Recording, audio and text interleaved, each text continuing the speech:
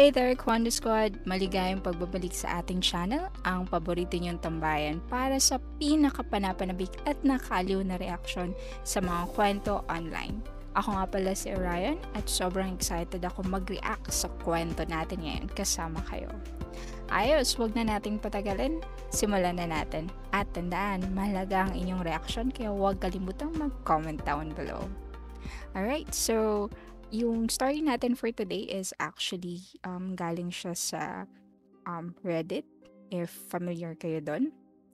So, babasahin ko yung story or shared na story ng nag-post. So, entitled, The Winner Takes It All. Hi, gusto ko lang mag-vent out and magkwento kasi wala akong kaibigan na makwentuhan. This happened a year ago. My partner cheated on me. Nahuli ko siya nung saktong nasa Baguio kami for a trip. Ewan. Pero parang nagkaroon ako ng guts or naisipan ko lang na buksan yung messenger niya. Then to check yung archive section.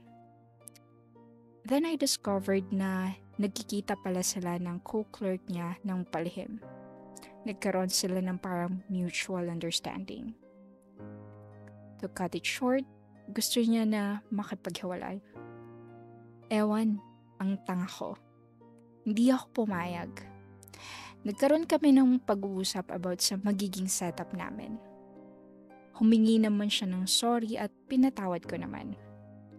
Hindi ko inakala na nagawa niya yon that time kasi 3 years kami that time and alam niya lahat ng pinagdaanan ko about my previous relationship na naloko na din ako. Lagi akong sinasabi sa kanya na gusto ko na mag-settle. Lagi kong idinadaing sa kanya lahat ng masasamang nangyari sa akin about my trauma. Pero iba pala talaga yung hit sa'yo kapag sa hindi mo inaasahang tao yung nagawa ulit sa'yo ng something you experienced before. Mas masakit, mas mahapde, mas makirot, at mas nakaka-drain lalo ng energy. It's been a year at nasasaktan pa din ako kapag nare-recall ko lahat ng nangyayari. Umiiyak ako ngayon habang nagtatype kasi feeling slight maluwag sa loob ko kasi for a year, itinago ko to. Alam ng mga kaibigan namin both sides, super okay kami. Matagal kong prenotektahan yung name niya kasi ang sabi ko sa kanya, okay lang na ako na lang yung magmukhang masama sa tingin ng iba, yung friends. Kasi I found out na months after ng discovery na nag-vent out siya sa close friend niya and then sinabi niya na ako pa yung problema. Pero kahit ganun, wala siyang narinig sa akin. Naisip ko lang ngayon, ang unfair lang. Kahit sa mga friend side ko, hindi ko naman magawang magkwento. Nandun ako sa thinking na ayokong magbago yung tingin sa kanya ng mga kaibigan ko. Kaya I protected him to the point na even pati sa sarili ko, dinidefend ko siya kahit hindi niya na pinagtatanggol yung sarili niya sa akin sa mga mistakes na nagawa niya. Ngayon, we're okay. He promised not to do it anymore and nagsasettle na din daw siya. But every time na meron kaming pinag-aawayan or about sa pagiging paranoid ko ngayon, parang ang nangyayari, mali pa ako na ayaw ko daw kaagad bigay fully trust ko. At some point, I thought, di ba dapat mas naiintindihan niya kung saan yung pinanggagalingan ko? Kasi in the first place, wala namang mapaparanoid kung hindi niya ako niloko. Tanga ako, no? Siguro. Ewan ko kung until when ko kakayanin. Natakot siguro ako mag-isa.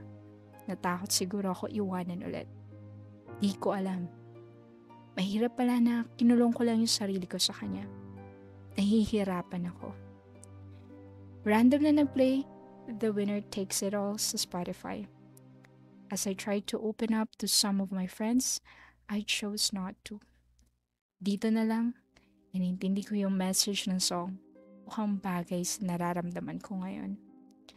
Yun lang, medyo gumaan kasi 1 year ba namang kinimkim. Sugar din eh. Nice.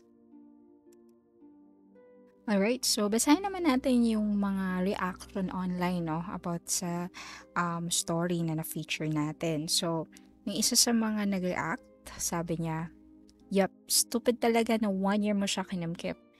Ang mahalaga tapos ka na sa pagiging stupid mo. Better things will come." Another netizen naman nag-react, "Why settle for less?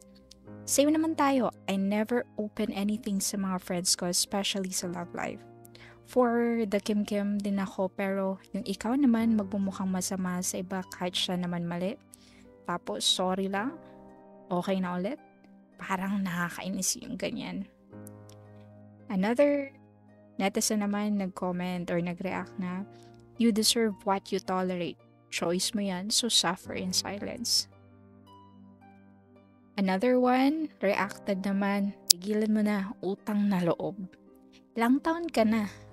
Please, huwag mong sayangan best years mo sa kanya. Kung early 20s to mid 20s ka pa, kumalas ka na. Focus on yourself. Tas, manlalaki ka ng manlalaki. Hahaha, who cares? Huwag kang mag-aksaya ng ganda at kaseksihan dyan. Dahil kapag umabot ka na ng 30s at doon mo palang maisip na hiwalayan, mems, ang hirap makipag-date ulit dahil karamihan sa 30s may mga asawa na." Alright, so ako naman magbibigay ako ng sarili kong reaction and opinion dito sa featured story natin for today. Again, this is just my personal opinion. May iba-iba po tayong opinion sa mga bagay-bagay. So, akin lang po, irespeto po natin yung mga kanya-kanyang opinion. Kasi at the end of the day, yun naman po ang pinaka-importante, respeto. So, akin, siguro, one of the things na gusto kong mag-react is about not settle for less. Don't settle for less. Because, girl, you deserve better. You deserve someone who's loyal and someone that will never betray you. No? Meaning to say, hindi ka niya deserve. Kasi unang-una, sinira niya yung tiwalang binigay mo sa kanya. Which is foundation sa kahit anong relationship. It could be a romantic relationship, sa family, or filial. So, once na nasira na yung tiwala, medyo mahirap na kasi most of the time, meron yung mga, alam mo yun, pagdududa, di ba? Paranoid, which you mentioned earlier na parating siya nabobrought up every time na nag-aaway kayo. Which is, for me, hindi yan matatapos.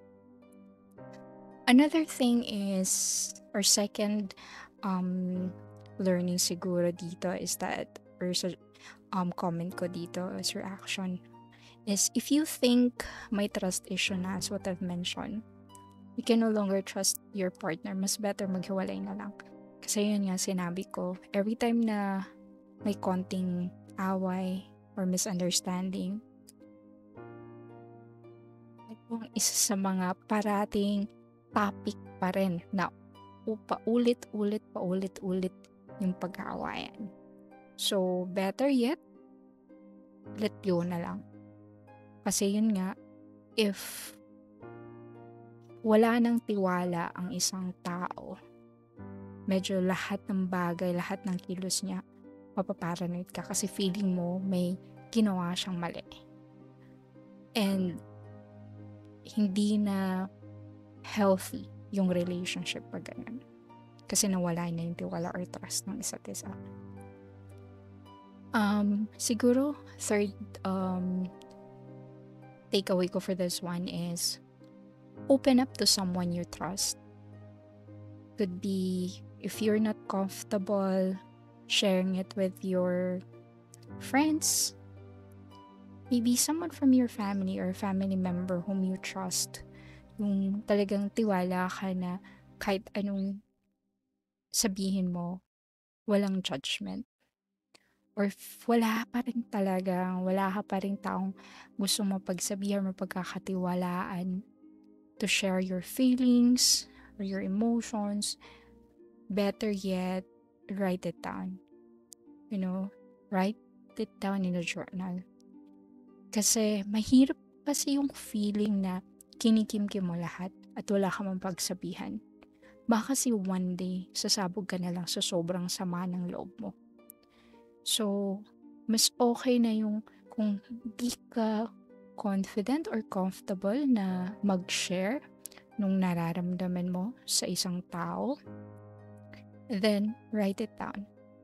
And that way, at least, nailalabas mo pa rin kung ano yung sama ng loob na nararamdaman mo. So, again, I hope na kung ano man yung pinagdadaanan mo ngayon, again, this is just our reactions. But at the end of the day, nasa sa'yo yun.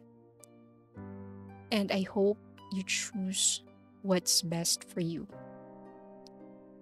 So, it's not gonna be an easy journey.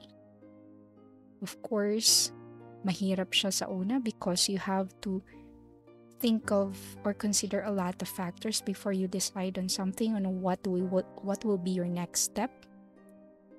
But at the end of the day, kung ano yung makakapagpasaya sa'yo, kung ano sa tingin mo makakabuti sa'yo, sa mental health mo, go for it.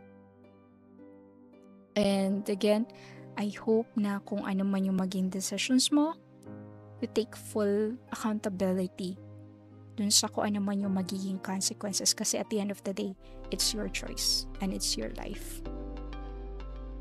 At dyan nagtatapos ang kwento natin para sa araw na to, mga Kakwento Squad. Sana nag-enjoy kayo sa episode natin for today. Huwag kalimutang iwanan ng inyong mga reactions sa comment section below. Kung meron naman kayo mga interesting at personal na kwento na gusto nyong ibahagi sa amin, pwede nyo itong i-comment sa ibaba or ipadala sa aming email. Malay nyo, bakang story nyo naman ang ma-feature natin sa ating susunod na episode. Huwag kalimutang i-like ang video na to, mag-subscribe, at i-hit ang notification bell para lagi kayong updated sa mga bagong episodes. At syempre, i-share nyo na rin ang video na to. Again, maraming salamat sa panonood, mga Kakwento Squad. Hanggang sa susunod nating kwentuhan, stay awesome, keep sharing those amazing stories. Kita-kits ulit tayo sa susunod na episode.